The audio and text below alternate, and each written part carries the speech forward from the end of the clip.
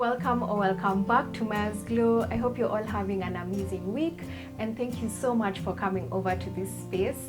Today's video is going to be an inner glow video, and if you're new to this series, it's basically where I explore personal development, spirituality, and just look into all the ways that we can improve ourselves from within. So I'm really excited to be filming this third episode of the Inner Glow series. Today I'm going to be sharing with you guys a bit about my self-love journey and how I've been going through it and the ways in which I feel like I express self-love to myself. So grab a snack, a cup of tea, and let's chat. Self-acceptance is the first way in which I tend to express self-love towards myself.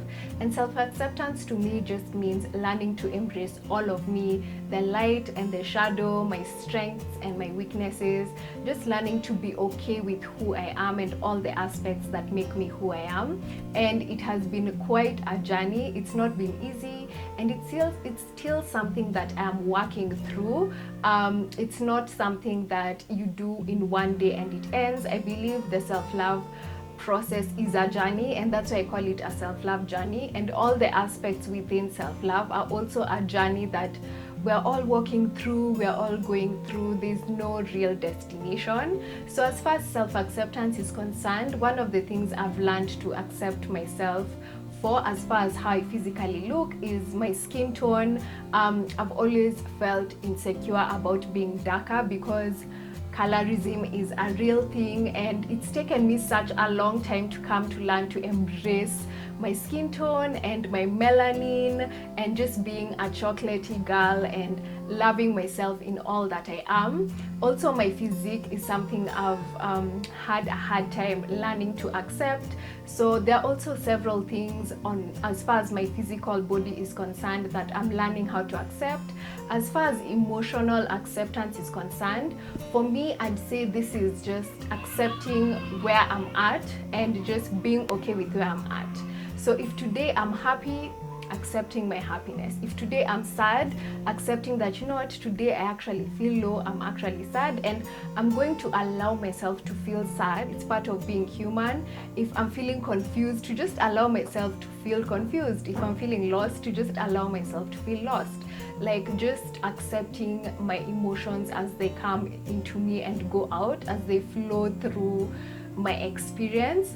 And also learning to accept my personality, learning to like the things that I like, because sometimes when we like certain things, people might be like, oh, that's weird, why do you like that? And it's like, I just like it. So just learning to allow myself to like the things that bring me joy in life, whether people like it or not, and accepting my personality for what it is. Self-compassion, and that's basically forgiving myself and being gentle with myself. And I've really learned how important self-compassion is as far as building onto my self-love journey, because every time I'm too hard on myself or I'm too harsh with myself, I tend to like sink into a spiral of self-hate, and we do not want that. So for me, self-compassion is just basically being gentle with myself when I make a mistake, or being gentle with myself when things don't actually turn out as I expected them to. And I also realize, yes, it's important to be accountable, but even with accountability, there's still a way that we can be compassionate with ourselves and we can be understanding with ourselves. And once we do this, we're actually showing kindness to ourselves. And this, for me, adds more feelings of self-love and self-worth to my life. And that's why for me, self-compassion is such an important building block as far as self-love is concerned. Setting and honoring boundaries is the next way with which I express self-love to myself. Boundaries are basically the guidelines to how people relate to themselves and to the rest of the world. And I think it's important to also zone in on how we focus on ourselves, because when I hear about boundaries, like most people, we tend to think of how we relate to other people, but I think it's also important to see how through boundaries we relate to ourselves. So for example, if I've put a boundary that from 9 p.m. I will not log into social media, and then at 9:15 I'm logging into Instagram, I stay on there for 40 minutes, I'm actually crossing my own personal boundary, because I put that boundary so that I can have time to relax, so that I can have time to rest. but the moment I'm actually logging into social media, I'm crossing my own boundary. So that's basically an example of how we can use boundaries to improve our own well-being and ultimately to boost our level of self-love. Self-soothing is another way that I tend to show self-love towards myself. And self-soothing to me basically means how I show up for myself, or how I am present for myself whenever I'm going through a difficult time or I'm facing a challenging situation, and the coping mechanisms or techniques that I show unto myself or I give to myself to just feel better or go through that particular situation or time period better. So for me, it can either be diffusing an oil, getting some sleep, allowing myself to cry if I need to, calling a friend to rant about something if I'm feeling angry. It's just finding ways to cope with difficult situations or periods in a healthy manner, and also just in a way that I feel like I am heard and that I am listened to, because I think it's so important to validate one's feelings and to be there for oneself. And I feel like every time I self-soothe, I'm actually recognizing the part of myself that is in pain, and so I tend to feel a feeling of love within myself, because I feel like that part of me is not ignored and that it's validated and that it's heard. Learning to meet my needs is the final way with which I show self-love to myself, and this basically means just being self-aware of what I need in a particular moment and finding a healthy and proper way of meeting that need.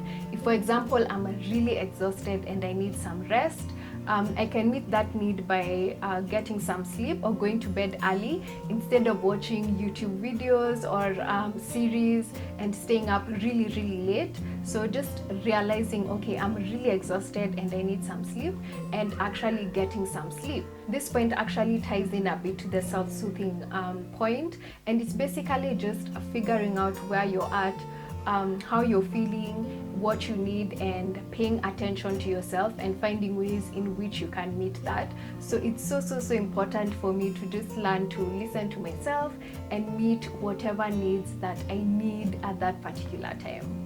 Something that I always like to remind myself is the fact that I am enough, and I feel like that statement is so simple, but it's so powerful.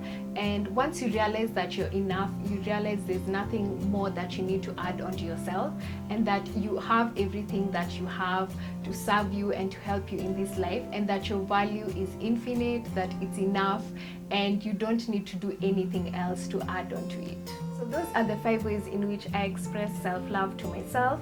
I'd like to know the ways in which you guys express self-love to yourselves, so please be sure to comment down below, and also share a bit on your self-love journey and how you've come to learn to love yourself more and value yourself so much more. A final point I wanted to make is on the importance of learning how to disidentify with past experiences. I feel like it's easy for us sometimes to base our level of self-worth or how much self-love we're going to give onto ourselves depending on past experiences, whether it's what we did in the past or what people did to us in the past. And if they're negative experiences, it's so easy for us to actually love ourselves less because we feel less worthy because of those past situations or those past incidences. And I've come to learn that our value does not decrease, it stays the same. From when we are born to when we die, our value stays the same, and that's why I just wanted to mention that point. Thank you so much to everyone who's been watching my videos. I really appreciate your support, and if you like this video, be sure to like it, and if you haven't subscribed already, please do subscribe so that you don't miss out on any of my future content. I really hope today's video sparks something within you, and for those of you who haven't begun your self-love journey, I hope you're thinking of doing so. And for those of you who are on your self-love journey, please keep going, stay strong, and I believe that you're going to learn so much in the process, as I am. So I hope you all have an amazing week, and I can't wait to see you in my next video.